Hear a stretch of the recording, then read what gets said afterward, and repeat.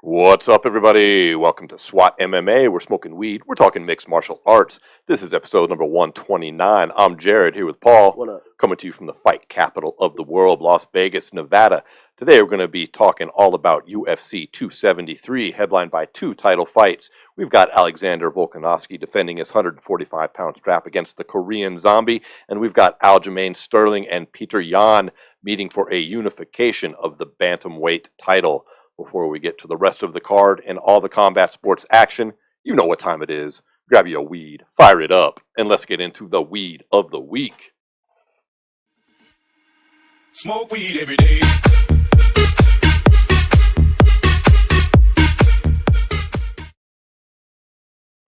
We got a tasty one today, folks. We got some Dark Phoenix to start the show with, which is in this joint right here. This is a brand new one for both Paul and I. Your thoughts?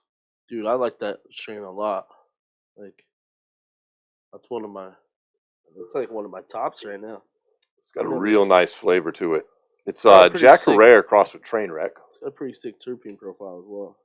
What is it? It's got myrcene, limonene, and carotene. I don't know. I'm terrible at these names. No, those are all. You said them all right. But yeah, no, it has a good amount of each one too, and it's got some CBN in there too. CBN make you sleepy. Little sleeps. You know, that's the secret with some edibles.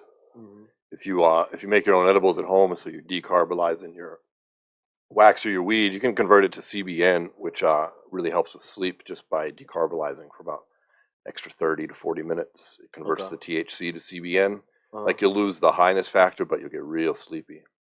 This one's pretty sporty too. It's a 26%. Yeah, that's a nice THC level. We got some gelato today as well. Always a classic with the Thin Mint Girl Scout cookies crossed with Sunset Sherbet. And we've also got a vape pen with some biscotti oil inside, which is Gelato 25 crossed with Sour Florida OG. That was real tasty too. Yeah, I like that. I haven't hit a vape pen. Shit, bro, probably a year.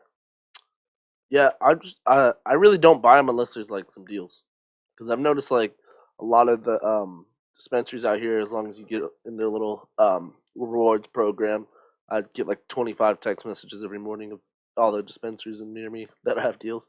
So I just kind of pick and choose. Yeah, I used to get those. I got rid of all those apps. I haven't been to a dispensary since March of 2020. Gee. Yeah. No. Oh, no, wait. No, I went once when they reopened in May. Remember? Yeah. Was it May they reopened for a minute? Something like that. Some shit like that. Yeah. But then everything shut down again. I went for something real quick, like a fucking joint or something. I can't remember. But 2020 either way, dude. Mm-hmm. Yeah. Doing a street weed thing. Yeah. You know, it's always available. Yeah. But shit, let's dive into UFC while we're puffing this down. Hope you're smoking on something delicious if that's your thing. And let's talk about this really exciting pay-per-view that is coming up. You know, UFC's put together a great card here, really top to bottom. We got the two title fights. We've got noticeable names all the way down the card. Mm-hmm. And these are important title fights, especially for the bantamweight division, which has been in such a lull lately. Everything's been on hold with first, you know, the title changeover from Yan to Sterling and the controversy that was that. And then Sterling's injury led to just such a long period of time, COVID and everything else. And not only that, it's like a lot of injuries at the top of the pile Yan too. got injured as well. Well, not only that, you also had like TJ Dillashaw pretty much earn the number one spot when he fought Corey Sandhagen, but then tears his knee up in the process, and then they end up giving Corey Sandhagen the interim title shot over TJ Dillashaw. So now you have this fight happening, but you kind of have TJ Dillashaw waiting in the wings. Then you also kind of have like Jose Aldo there too. So it's like it's been a mess, to say the least. Yeah, so this is an important fight to take place to have some movement in the division so we can get the next contender. Kind of how lightweight was before. It was probably the most I compared to. But yeah, I'm just glad to see it moving. We got this fight coming up, then you have I just feel like it's going to give some resolution to the whole issue, you know? Yeah, definitely. But I figure we should save the big fights for last and start down near the bottom of the card. We've got several exciting bouts I'd like to discuss for a little while, as I know you do as well. Paul, why don't you go ahead and pick the first one here? Well, one that really jumps off the page for me is going to be Aspen Ladd versus Raquel Pennington. That should be a very interesting matchup. That's a strong matchup. You know, Aspen Ladd was pushing real hard for the fight with Misha, but then Misha's suddenly doing this drop to 25. Yeah. I mean, also, she did say, she was like, you barely make 135. Why would I fight you? Because you're going to come in, you're just going to miss weight on purpose. I don't think that's a fair statement from Misha. Like, Misha wants to talk all that shit and then fight her. I mean, she said a lot of things that dude, you know, anybody that listens to the show knows we're totally against missing weight. Like, missing weight's extremely unprofessional, but I don't know. I just felt like I have a hard time. I felt like Misha Tate was picking a fight. So I was really surprised when she didn't take the fight. I'm like, why are you? Yeah. But whatever. She didn't get the fight. She's going down. Raquel Pennington's a tough out, man. She's from my hometown, Colorado Springs. I always like to root for her. And she's tough. She's one of those fighters. If you look at her record, you might be mistaken if you're unfamiliar with her. But like a lot of fighters in MMA, the record really isn't always an indicator of the skill level of the opponent, you know, or the person. MMA is a game of runs. Yeah, and Raquel's very tough. She's definitely near the top of the division, and Aspen's a real gonna have her pioneer hands as well. full. She was part of that first Ultimate Fighter season with Yep, sure was. Misha and Ronda as the coaches. Yep, absolutely was. That's when I first remember her coming into the scene really in a big way. Aside from being, you know, a big, people knew her around Denver and Colorado like Springs. The regional level. I don't know who wins that fight though. I'd have to lean towards Raquel Pennington. I do believe this is short notice for her though, isn't it? Not sure, but what I do know is going into this, I think there has to be a serious question mark next to how Aspen Ladd's body is going to hold up. Because now we're talking 4 fights in a row where she had 3 or 4 fights in a row where she had missed weight. People don't realize it's like. Well, she went up to featherweight. She didn't miss weight in her last fight. Her last fight was at featherweight. No, they moved it to featherweight because she missed weight. No, she took it at featherweight. You sure? Yeah. Because she was going to stay at the division, then decided to come back down. But I just mean that like that constant flux and like missing weight, like there has been in the past with her like situations where she missed weight and they took her to the hospital and stuff like that. So I do wonder if that affects her career like longevity and her overall gas tank in the octagon. You know? Yeah, she was real shaky and unsteady in her. She was on that fight versus Macy. She missed weight by 1 pound. Yeah, then Macy didn't take the fight. That's right. Yeah. Just looking it up here real quick. She's missed weight 3 times total in her career, and she has struggled without a doubt. Yeah.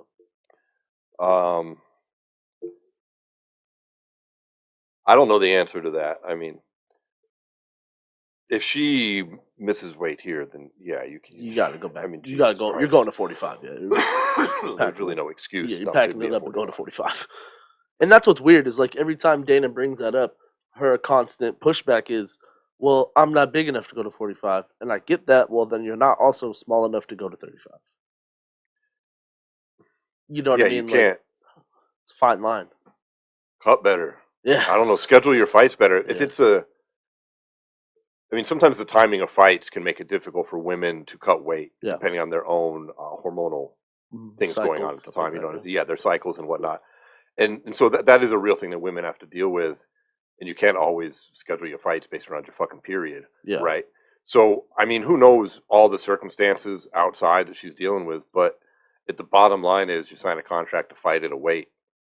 If you can't make it, you have to go to the weight class above, no matter if you feel you're too small or not. Yeah. This would be 4 weight losses in a row. Yeah. Weight cut misses, you know what I'm saying? Yeah. So let's hope that doesn't happen. I would hope that it goes smoothly. She gets it figured out here.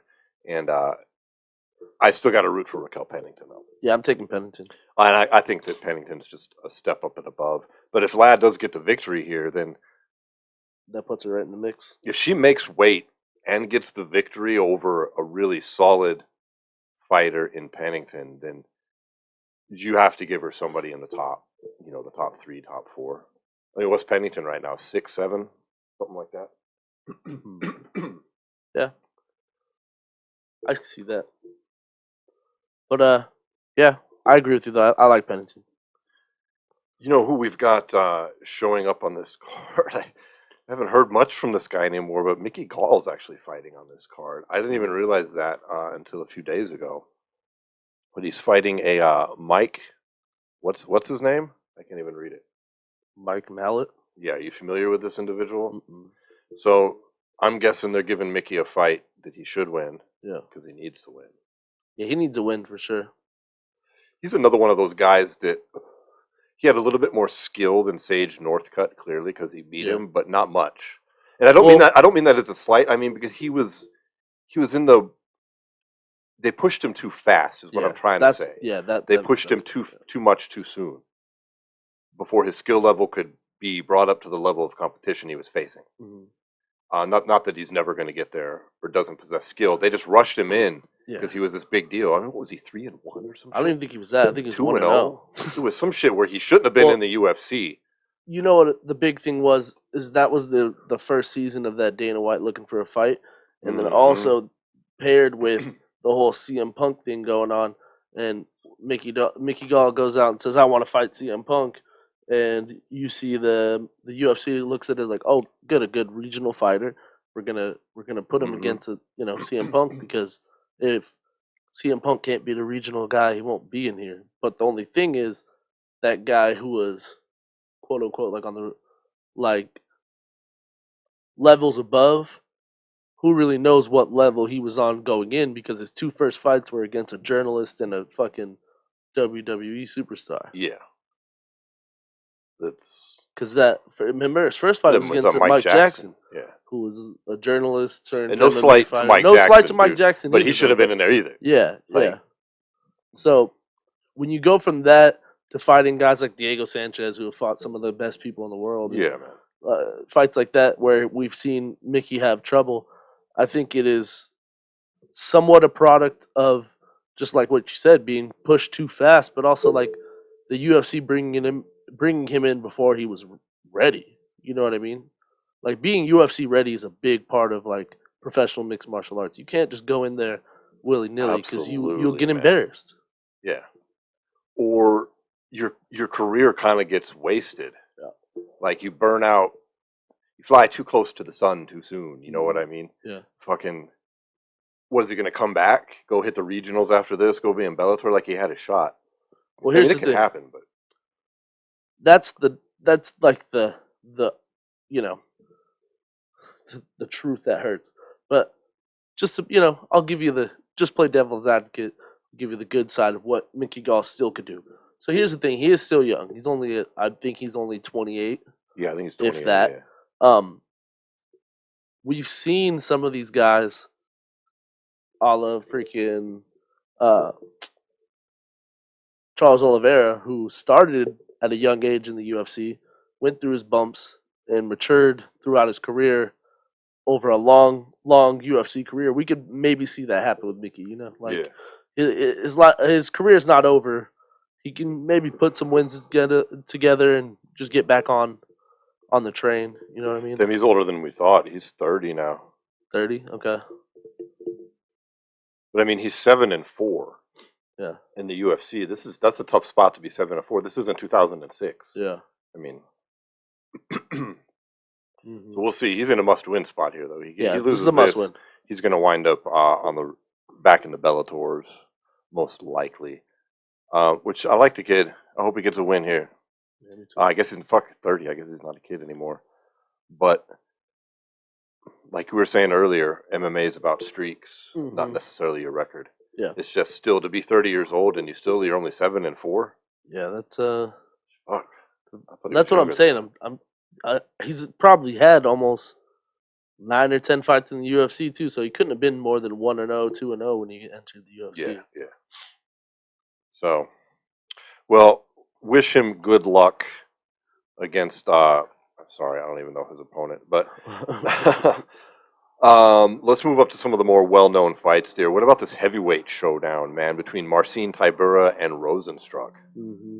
Tybura's been on a streak, man. Dude, Tybura is underrated, man. He can come in and get the job Well, done you on know a what lot happened? of motherfuckers. He was another guy who came into the UFC and lost. Like, well, he was like 1-4 or something like that in his first 5 in the UFC. But he was fighting all killers, and then now you kind of like that last fight when he beat the dog shit out of Greg Hardy. I just loved it. Man, that was excellent. I don't know if that was his last fight or 2 fights ago, but either way, since then he's just I think he's won 4 or 5 in a row now. Mm-hmm. So this would be a good chance for him to really get a solid win over a guy like Rosenstruck, who's fought the best of the best in the division. Win or lose, he's fought them all, you know? Yeah, absolutely. And as a side note, how nice is it to see Greg Hardy out of the UFC? And I can't believe Dana's bitch ass giving him compliments on the way out the door. I thought he was an upstanding man. He's always welcome back here if he gets a run together. Like, dude, shut the fuck up, bro. Yeah, I think he's probably Upstanding. call it. Just let it go. Yeah. Let it go. He's done. Mm-hmm. Rosenstruck, though, he's still a little bit of a mystery. I mean, yeah. Fuck, he looks so good sometimes. Yeah. And then sometimes he looks so boring. We don't know if he can get over that hump, though. If he doesn't take Tybura seriously, if he can't land a big shot, I mean, he could get submitted here. He could get taken down and subbed. Yeah. Actually, that's my prediction. Tybura by submission. You take Rosenstruck by knockout. That's a fair, prediction here at the heavies. Yeah. But especially Rosenstruck is that damn, he's never out, you know. No, I mean he's vicious on the feet. He's got so much kickboxing experience. He's Yeah. got great punching. I'm not gonna call it boxing. He's got great striking. That's the word I'm looking for.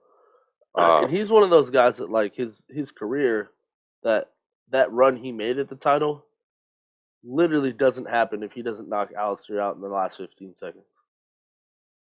Oh, absolutely. Like we've never really seen him like outclass people in the octagon. Like even though he does have that solid background in kickboxing, like no, he was losing that fight to Overeem until he rearranged his lip Joker style. Yeah, true. It's crazy Alistair doesn't have a scar from that. He must have a hella good plastic surgeon, bro. Right, fuck. Like his lip was fucked. I was like, dude, Fucking you're gonna gone. look like the goddamn Joker, bro. Mhm. Nope. Dude looks fine, which is a trip. But So, Tybura's only 29. He's young for a heavyweight. Yeah, that's real young for him. And he's 22-7. Mhm. And he actually lost to Volkov his last fight. He's not Did he? on a streak. He was on Before a that, though, he was on a 5, I think. fight streak after that. Okay. So that's still, I Must mean, have especially missed at the heavyweight, Volkov that's still fight. not That's bad. I still mean, he not wins bad, here. He's right back in the Volkov's mix. a tough out for You know. everybody at this weight class. Yeah, for sure. As Greg Hardy could tell you. That was his Well, last fight, wasn't it? Greg who? Hardy? Volkov. No, Volkov's last fight was Tom Aspinall whooping his ass. Oh, I was thinking Greg Hardy's last fight. No? That was he got knocked out by Sergey Spivak. That's who it is. I got my Russians mixed up. Yeah, Spivak. Spivak Yeah, slept his shit. He was throwing him around, too, which is a trip, because Hardy was so much thicker than him, too. I was like, God damn, he just picked him up and slammed him. Mhm. All right, anyways, I'm picking Tybura. You're picking Rosenstruck. Moving up, so we got Ian Gary taking on Darian Weeks. That's a great Ian fight. Gary Welterweight is right there. he's like, I hate to make those comparisons, but he's the return of the Irish. You know, he already said it. He said we're here to take over part 2. Shit, it looks like it, too, man. He's He's looking, got power in his hands, man, he's been looking real powerful. and he's tough. That first fight he was in, it was a little bit of a. He took some to get some. You know what I mean? Yeah, I don't know how long, if he can keep that up, but. And that is tasty. What is this vape pen again? That's a biscotti. Biscotti. Yeah, I'm gonna take Gary to win this one. This is a good opportunity for him too, being on the pay-per-view, getting your name out there, really getting, because welterweight's a division that's dying for contenders. If you're able to string together some wins, you can Yeah, get make a there. big splash, bring some wins. For sure. I like Gary in this fight as well. Yeah. All right, then moving up, we got a women's strawweight bout between Kenzie, Dern, and Tisha Torres. That should be a very interesting. That's a real test for Mackenzie Dern I was here. going to say that's a real striker versus grappler matchup that could. If Mackenzie's not careful, she could be down on the cards quick because Tisha's so fast and she throws so many combinations. If Mackenzie tries to stand too long and gets tagged up, a takedown's not going to win her the round. Tisha's got good takedown defense as well. She's got the good solid wrestling. Yeah. She might be able to keep it on the feet, which it gets redundant, but I mean, that's the key to victory here, most likely. With Mackenzie, yeah, for sure. I mean, everybody that foolishly tries to go to the ground with her loses. Yeah. So, but yeah, they don't call her Tiny Tornado for nothing. And she could light Dern right on up because her striking is still sloppy. It is, but it's gotten much better. It has. I'll definitely agree with that. But and maybe it's gotten better since her last out. Who knows? But last I saw, it was an improved sloppiness.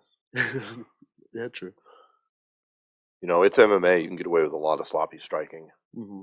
But when you get towards the top tier of the divisions, you lose that ability. Well, you know what I think? I'm very curious to see how long she attempts to stand with her because, like, that's one thing with these other fights where Mackenzie's fought against like lower level competition. We've seen her like willing to just kind of stand in the pocket and see what she's got for a little bit before she tries to go to the ground.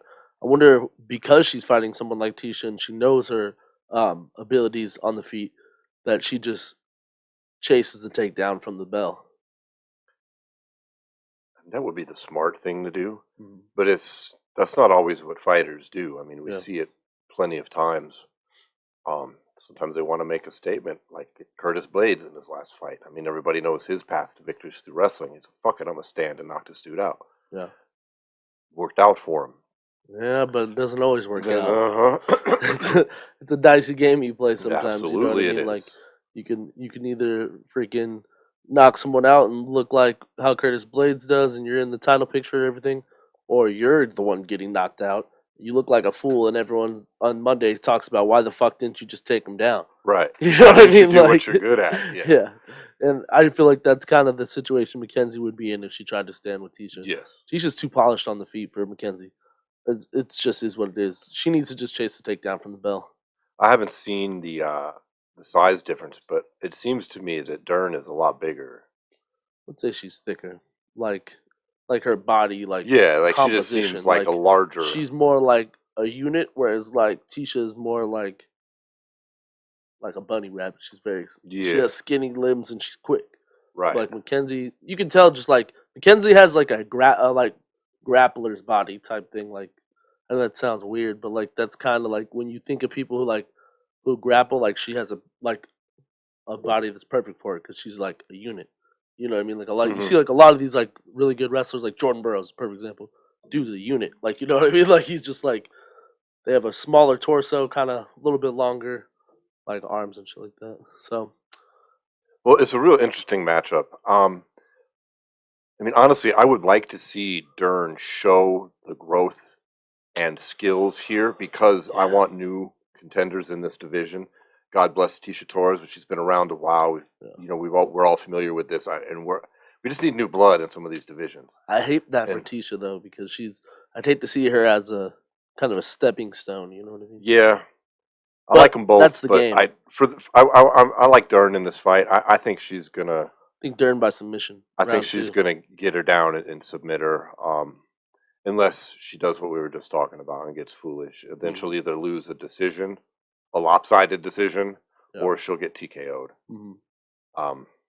So I think those are the paths to victory for each, a sub or a TKO. Yeah. But now that brings us to the real meat of this 273 pay-per-view, and the reason why anybody's going to be buying it. I mean, it's the top 3 fights. Yeah. And we've got a fight here at welterweight between Gilbert Burns and Khamzat Chimaev, which, dude, is undeniably fascinating. I mean, I know I'm really interested in this fight. I mean, this is the test for Chimaev. Burns is a top-tier welterweight. He is an excellent grappler. His jiu-jitsu is top of the line. Yeah. His punching is fucking evolved so well over the past few years where it's a serious threat. He rocked the champ. He's got power.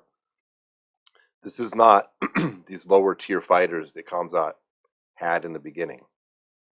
So this is it. Yeah. I don't know, man. Komzat's grown on me, dude. I like him now. I haven't been paying much attention. Ever since him and Dern Till started doing they call them the Smash Bros. Like Smash Bros, but with The Smash. Yeah. The Smash Bros. They're fucking funny, dude. And like what we were talking about before, a little bit through text, we were talking about how like that camp has so many fucking studs that like you wonder why so many of them are like successful. It's because like that gym is so fucking well rounded that comes out of. You got all-star gym where they got Jimmy Manawa, fucking Ilir Latifi, Gustafson, yeah, Mr. Wonderful, Phil Davis. You got so many talented fighters at that same basic size that Komzat's at. And if you notice, I don't know how long he's been training there, so I don't necessarily know how well this will translate. But if he really is as good of a grappler and wrestler as everyone has always said, that gets rid of that whole idea where you're like, why is Gustafson's wrestling so good? Well, I don't know, because he wrestles with that fucking guy every day of his life. You know what I mean? Like, people always like have always said, like, wow, for a kickboxer, Gustafson's so good on the ground and in the grappling. Well, like, fuck, man, it seems like he's been wrestling with Komzat for a minute, so fucking maybe that's where his wrestling's gotten so great. But with that being said, I just mean like that whole gym is just so well rounded with such like top level guys at that same weight class. I can see where like that iron sharpens iron mentality has got him to where he's at. So what's up with him and Till? Is he at a different gym with Till? Is Till No, at that Till's gym at that gym as too. well? That's what I'm saying. So is Till's this an American gym? Because I heard they were No, like it's in here in Sweden. Vegas. It's in Sweden. It's in Sweden, but now like they're teammates. So like he's traveling with their whole gym, like Okay. all their guys. They were doing some obviously, you know, them being international fighters, you have to come to Vegas a little bit earlier than, you know, fucking. No, absolutely. You want to Gilbert get the Burns, time you know, yeah. the time zone, Yeah. the time change better, so you're awake at the proper times, But et cetera, yeah. et cetera. So they got So- Till over here training with him too. I did hear one thing that Komzat said that I really was impressed by was his invitation, which I took to be quite serious, to Conor McGregor to come train with him until at that gym. Not to go too far, you know, off topic into Conor, but I think that would be a really genius move if Conor did that, even if it was just for like, you know, 6 months or something, or a camp, or my God. But Iron sharpens iron, man. That's the game. Yeah, that just shows that he's not exactly like Khabib. Yeah. You know what I mean? Yeah. He's willing to, you know, bring in whoever he's got to do and extend the olive branch. And he's kind of funny too. Like if you watch his fucking training videos, like I've been watching him, he does like, all right, I don't really like the comparison because like, you know, Ali's the greatest of all time, but he does kind of like the same, like that shit that Ali used to do, you know, like where he's like talking to himself. I'm the greatest. He's jump roping. He's sitting in front of his coach. He's like, Coach, you know who the greatest is? Me. And he's like, he's sitting in the pool. He's like, look at this. This is where I'm gonna take Gilbert Burns. And he goes under the water and he's like starts putting bubbles up.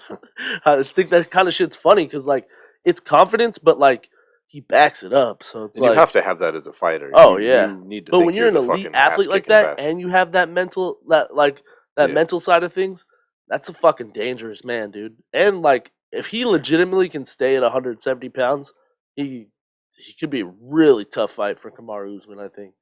I think Kamaru would ultimately beat him, but like maybe because he's a little young. Well, That's the same thing. He's only 27. We'll know. Look, he's manhandled every opponent at a ridiculous level. He I took mean, one hit in the UFC, one significant strike in his Yeah. UFC career. which is absurd. Absurd. He's fought fucking 4 times, 3 times. So It's crazy. that's all I can say. If he goes out here and does the same shit to Gilbert Burns, If then he he's gonna ragdolls Gilbert Burns, fucking I'll beat shit my Usman. pants. I'm saying it now on the show. If Gilbert Burns gets ragdolled by Komzat, I will literally be like, this dude's the uncrowned champion. Because even Usman didn't ragdoll Gilbert.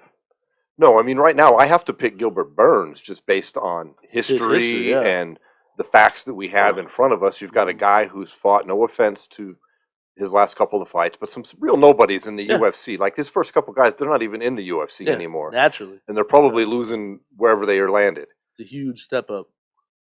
But this is a whole different fucking game here. Mhm. So, yeah, I'm real interested. If I'll be a believer. I'm not saying he sucks or anything. It's just No, one yeah. thing to go in and ragdoll lower competition. It's a big step up in competition, without a doubt. And that's what's Gilbert interesting. Burns is a little tank, man. That dude is Yeah. strong. He's fucking. Hits hard as fuck. We seen him in person. He's fucking thick. He's got man. a good chin too. He's solid. Yeah. That's what's interesting though, is because I feel like that's what makes the whole build up that Komzat has had so much like more interesting, because it's like, what's his ceiling?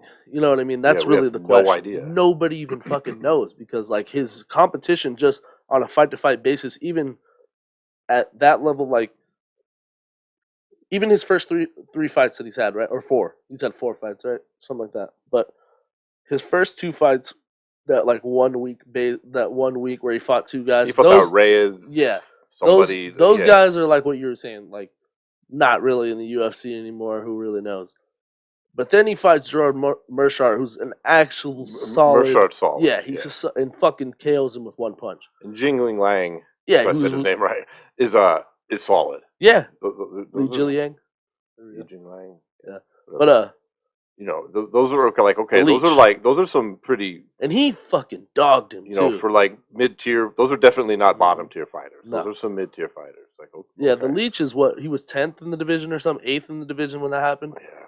So, like, that's just it's an interesting thing, because like you were saying, the level of competition has just risen up and up and up, and on such a magnitude, like from fight to fight to fight, it just doesn't make any sense. Like, you can't really get a gauge on it. It's we like, don't know what his the fuck chin is like. We don't know what his fight IQ is like. Never seen him go deep. We don't know anything except he's a beast. He's a beast and he dominates motherfuckers. But here, this is the real test, though. This is the, you know, if Burns goes out and fucking smokes him, then the Khamzat train for now is over. I don't think it's over, but I do think it slows down. You know, yeah, nobody's going to be like, you're beating Usman next fight. Like, Yeah, okay, yeah. now you need to go back and. So what do you Chalk up think? some wins. How do you think the reaction would be in the media and everything if this ends up being a very close technical fight where both guys are in a constant like flow of grappling, because you got Komzat's wrestling that's naturally going to be better than Burns, but Burns' jiu-jitsu is naturally going to be better than Komzat's jiu-jitsu. So We what don't if it know just how the turns into striking this? matches Yeah, out. that's where I'm like, that's where I'm lost. What if this just ends up as like a close decision? What do you think that the like general reaction from everyone as far as where Komzat's at would be? It'll slow the train down a little bit. A close decision his way, No, Burns' way. Burns' way. Well, they'll be like, Khamzat's really good and he's super close, but Burns is top tier. Yeah, He'll still be right there in the mix if it's close. because there's a lot of interesting fights at welterweight that he could still have before even fighting Usman. Like, Yeah. I know he's trying to do the whole Dustin Poirier and everything, but I think him and Colby would be a very interesting matchup. Burns? No, I'm talking about Khamzat and Colby, because I think it's a difference. You got 2 high-level wrestlers, but one is more power and the other one is more endurance. I wonder how that matchup would end up. I think it's interesting.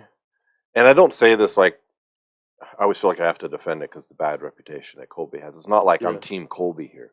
But I don't see why Colby would take that fight. No, it doesn't make any sense. I just mean like Burns was talking shit about him the other day, saying, "Oh, he's not fighting contenders. Why should he fight a contender? He's not getting a title shot. No, dude. he's not. You're not. You can go beat Burns and you can beat Khamzat, and you're still not getting a fucking Usman fight. So what Yeah. did you do? Yeah. You might as well look for some money fights. Yeah. I mean, you're in money fight territory. I just bro. meant from a pure technical aspect. So yeah, I just don't see necessarily- him taking it because what if he beat? He'll in his mind he'd be like, "Well, I beat him, and then I'm not getting a title shot."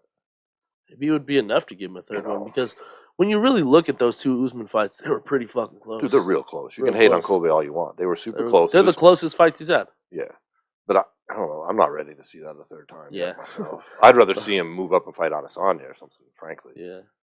you know, which he also called out. I mean, He's Burns in was an hitting on him interesting for spot. that, but Yeah. with Well, this Burns fight, is kind of in the same spot because, like, even if Burns wins this fight, you really think he's getting Usman next? no, I mean you've got Leon Edwards is somewhere in this. Is that fight scheduled with Yeah, Usman? for international fight week. Okay. I mean, I guess we're all just completely counting him out. But if Edwards were to win, this changes everything.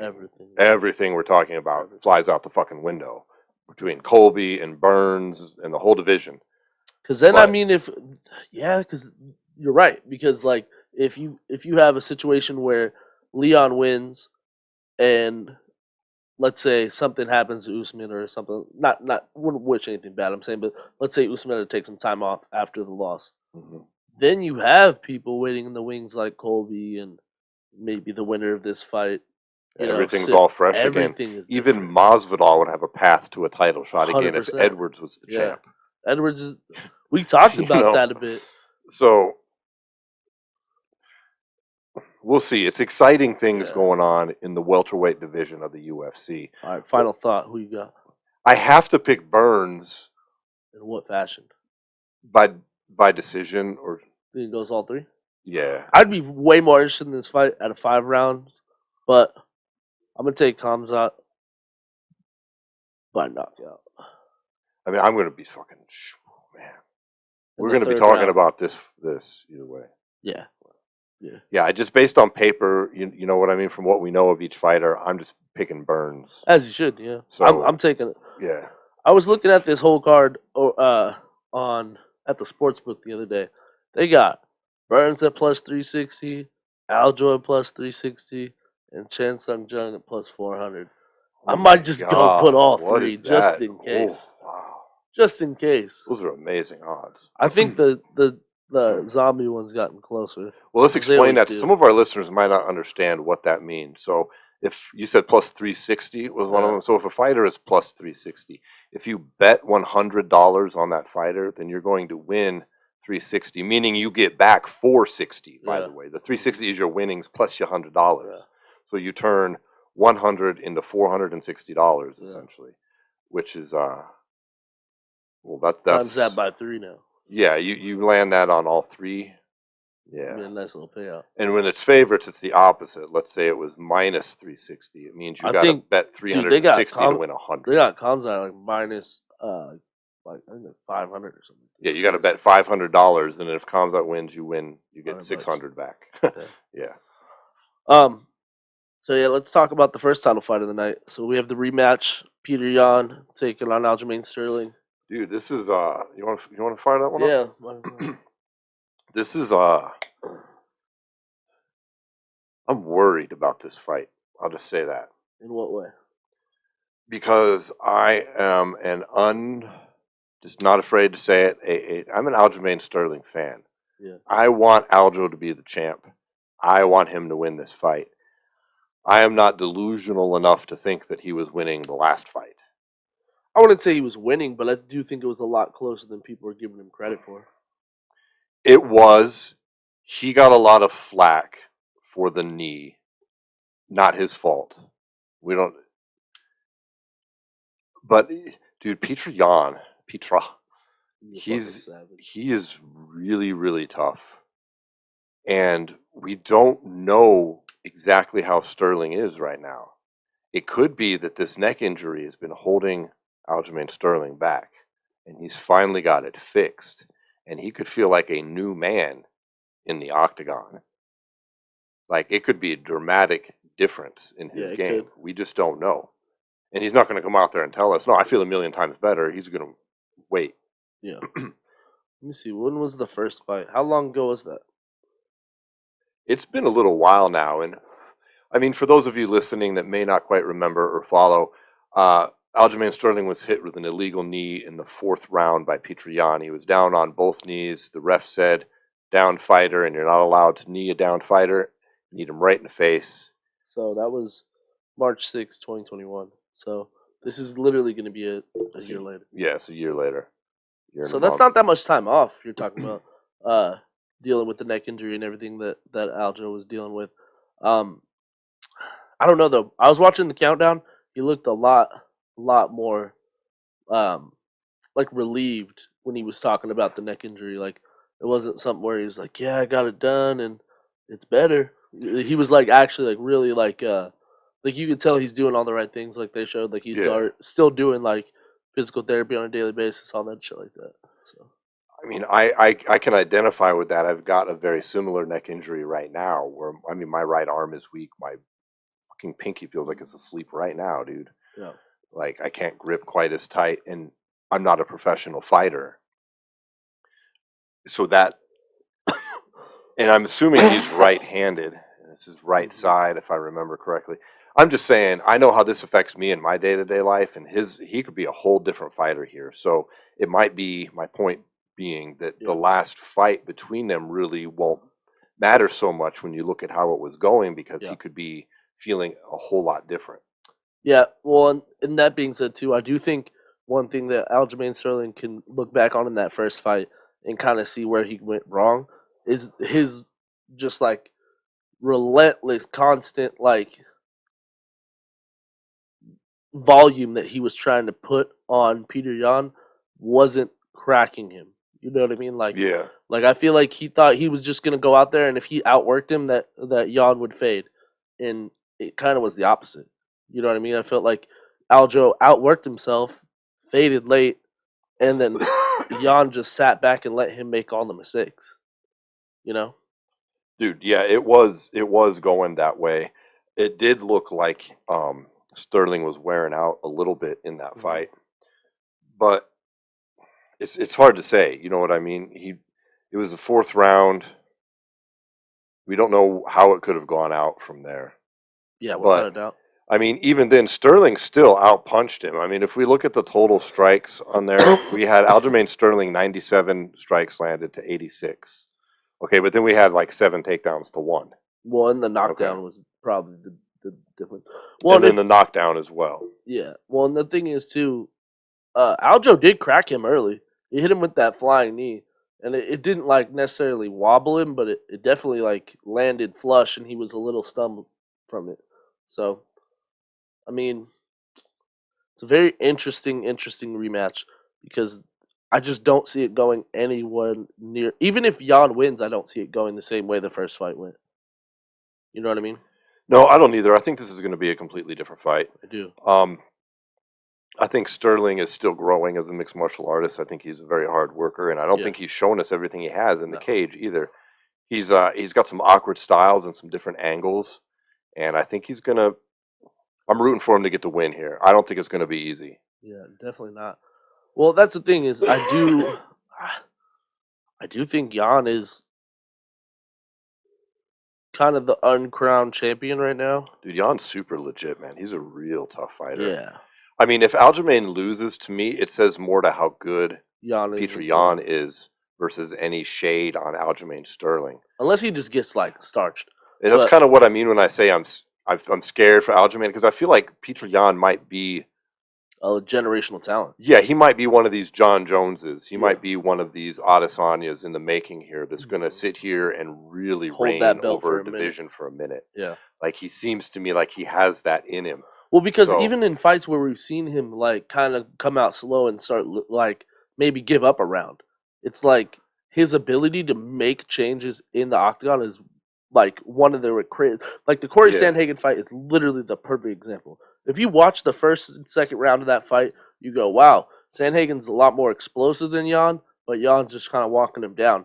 And, like, it seemed I think it does come from him training out in Bangkok at a Tiger Muay Thai, because that's kind of how the Thai fighters fight too. You know, they give a round or two early and then make their adjustments and go from there. And he does that a lot. I feel like that's kind of what he did in the Aljo fight in the first one.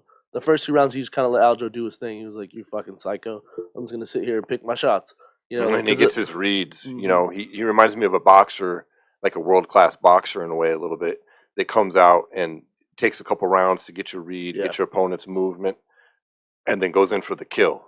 Yep. And when he goes in for the kill, dude, he fucking goes in for the kill. Yeah, and I think 5-round fights really benefit him as well. Yeah, without doubt. I think he's much more dangerous in a 5-round fight than a 3-round. A 3-round, you might be able to beat him. Yeah. You might be able to take them first 2 rounds before he can get a real solid read on you. But in a 5-round, fucking look out, man. He's got fucking power in his hands too. Perfect example is I know this is a little bit earlier in his career, but like that Jimmy Rivera fight. Oh, That's the yeah. one I always look back on with Peter Yan because it's like literally the perfect example of like his undeniable will to win fights. Like he lost the first round convincingly, psych, in the last 15 seconds knocks Jimmy Rivera down. Going to the second round, it's like, oh, Jimmy's coming back real tough. He's got him on his Right. heels, psych, knocked him down again.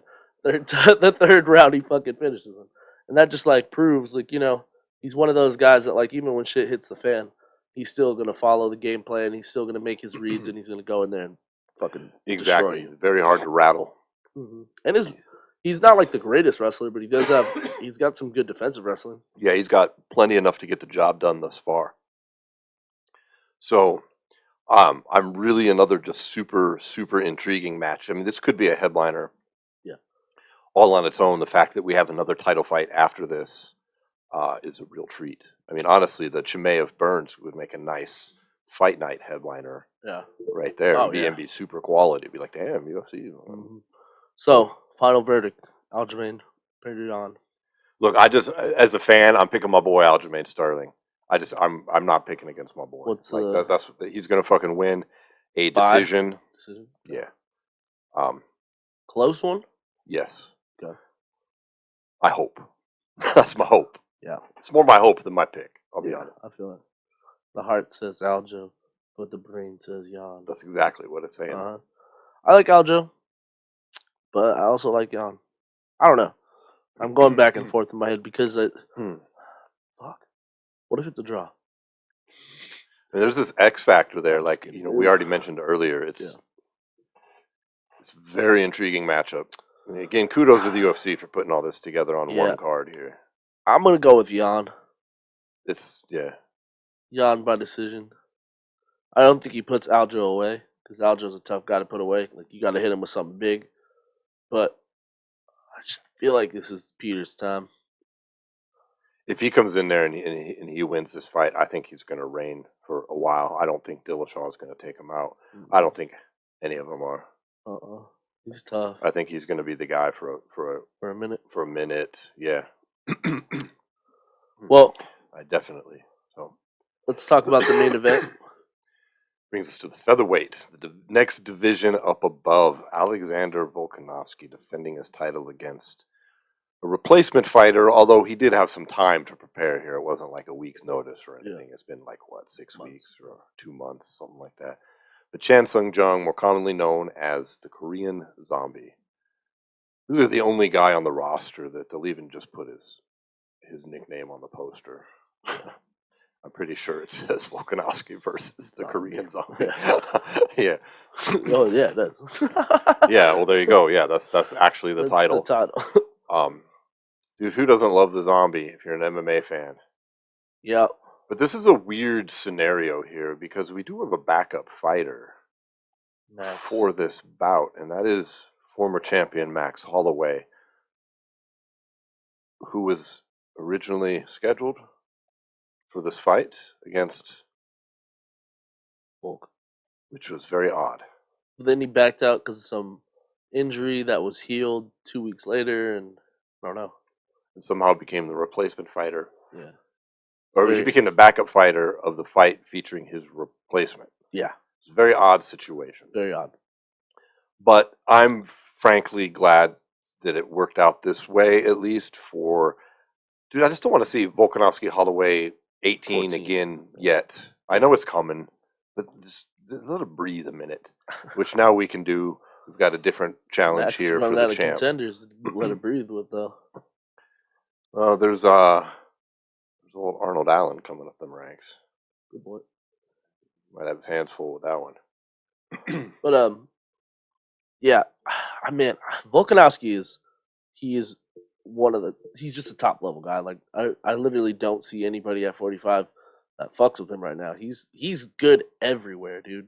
Literally everywhere. There's not a single part of his game that you can really point to and be like, if the guy exploits, his wrestling, nope, he's got good wrestling. His jiu-jitsu, he fucking literally had the life choked out of him by Brian Ortega and escaped like 4 times. Mm-hmm. Like his standing, he stood with Max Holloway and was able to to trade with him all day.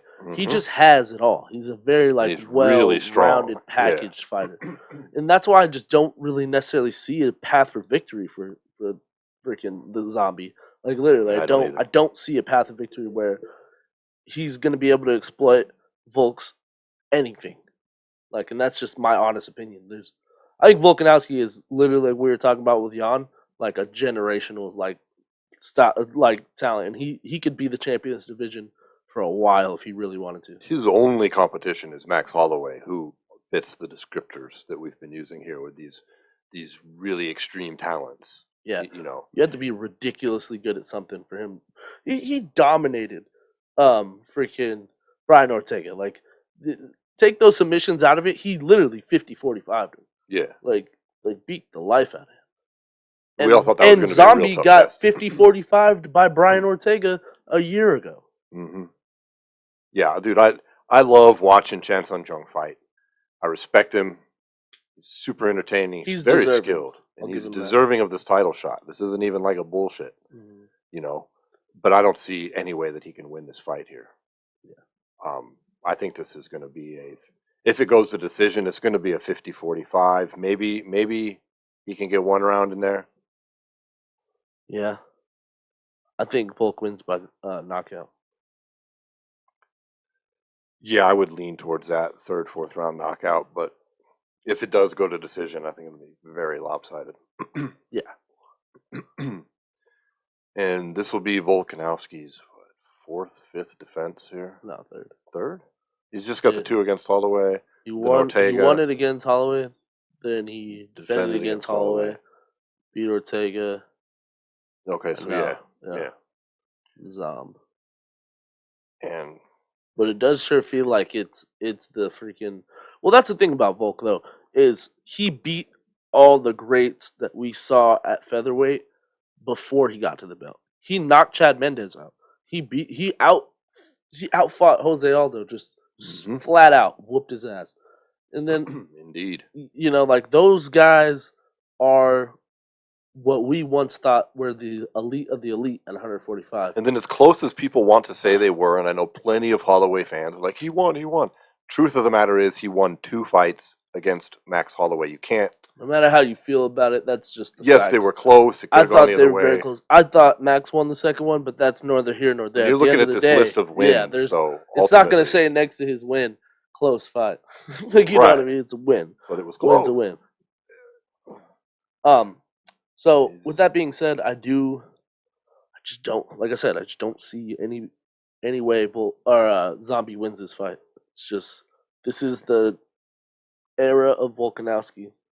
Yeah, and he's going to cement that with a solid victory over the Korean Zombie on this pay-per-view this weekend. I agree.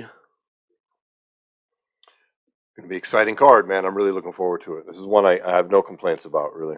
Yeah, none. You know, the $75 price tag is still pretty high, but at least you're throwing 2 fucking titles 2 title on there. fights. Plus a lot of young, up-and-coming, like...